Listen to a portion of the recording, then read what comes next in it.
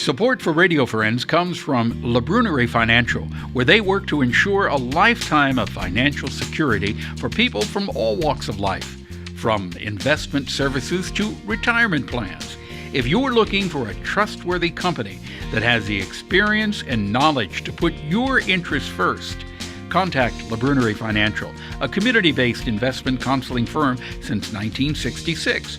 Learn more at labrunerie.com or by calling 573-449-5313. Good morning and welcome to Radio Friends on Monday, February the 4th. We've got a really interesting topic right now.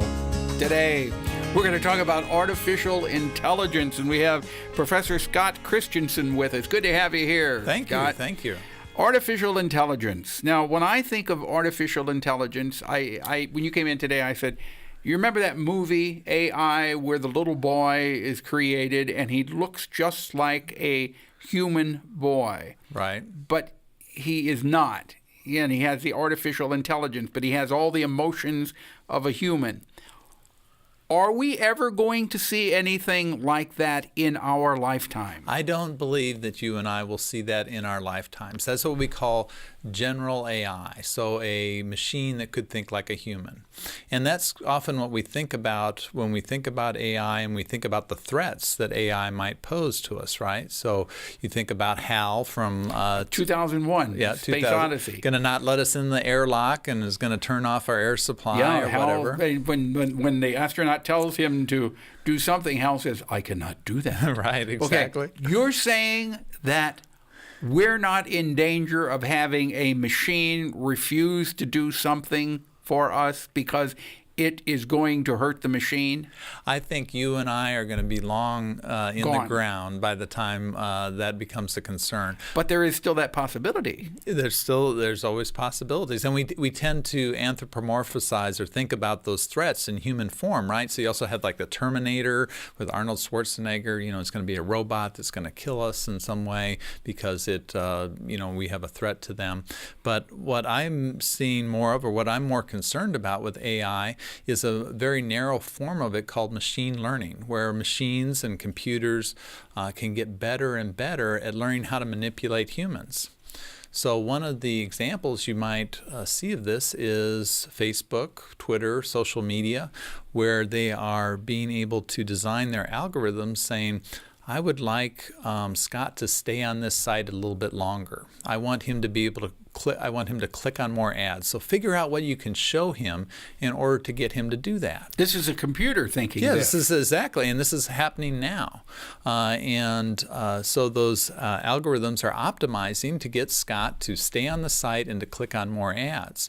What they're not doing is they're not saying, let's get Scott to stay on the site and click more ads and feel good about the world and be able to have constructive dialogue politically. So maybe the way to get me to stay on the site is to put some information in front of me that's very divisive, that's going to get me enraged, it's going to make me angry about some issue, or maybe it's going to be something that makes me envious or jealous of other people and makes me feel bad. And there's actually a lot of studies coming out about the effects of social media, and it's really these machine learning algorithms that are optimizing to click on ads and keep us on the site. Okay, when you go to Facebook, do you have any control of when you click on Facebook, what is going to come up?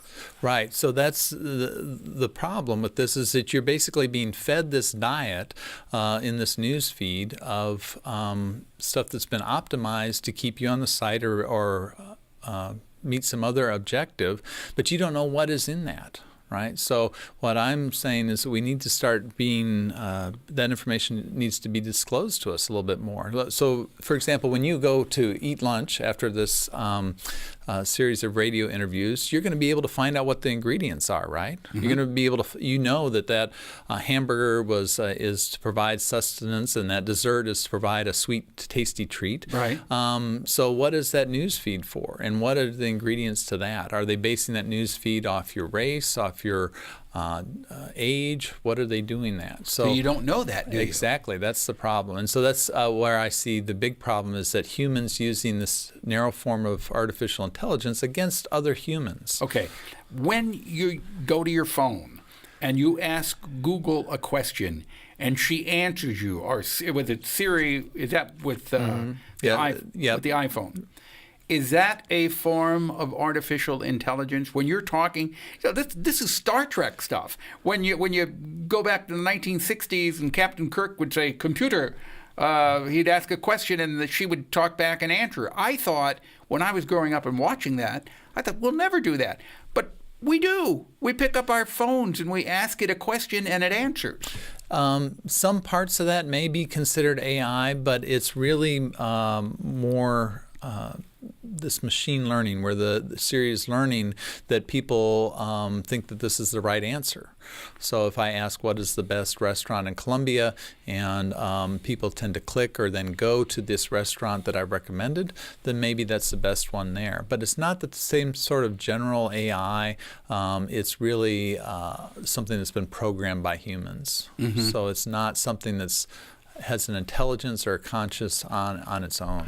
Okay. It may look like that to us, but when you download an app on your phone and it asks you to allow it to track your location and allow it to use your photos or see your photos, why does it want that?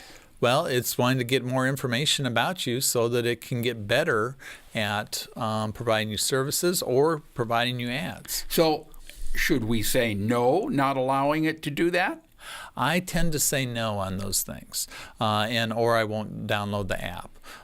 Sometimes if it's something I feel I need because I'm in a specific location, like a Lyft or Uber or something like that, I'll turn that on temporarily and then turn it off, because I don't want that tracking me on every other place I go to, right? Mm-hmm. GPS. When GPS, you're asking it for information to go to a specific location. How is that working? Is that part of artificial intelligence? Not really. It's programmed to find like optimum routes. So that's more of a straight programming algorithm. So we could even do that right now if we wanted to figure out the ways that would be the best way to visit different departments on campus. We could do that by hand, or a computer could do that, and that's what they're doing. Any way you look at it, this is fascinating. It's fascinating. And one of the things I want to say, Paul, is that we just don't understand how much this is creeping into our lives, right? So it's in our phones, it's in our applications, it's on our computer screens. And we really start to need to be a little bit more aware of it. It's even on your smart television, smart TVs, because they can track what you watch. Are those little Alexas you talk to? Yeah.